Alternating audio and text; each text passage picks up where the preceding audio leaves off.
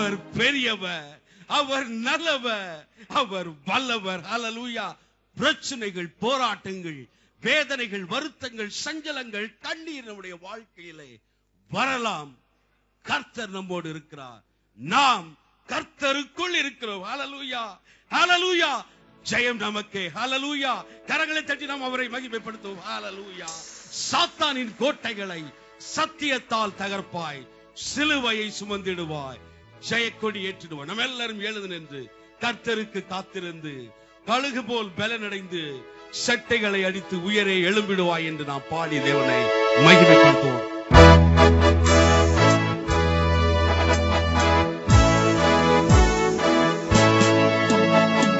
கர்த்தருக்கு காத்திருந்து கழுகு போல் பலனடைந்து சட்டைகளை அடித்து உயரே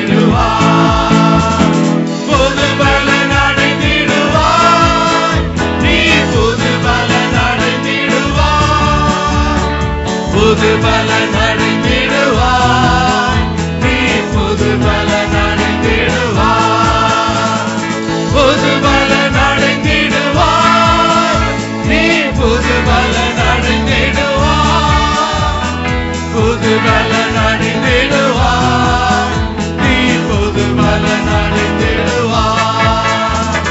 கர்த்தரின் பலன் அடையும் பாக்கியம் பெற்றிடுவாய்,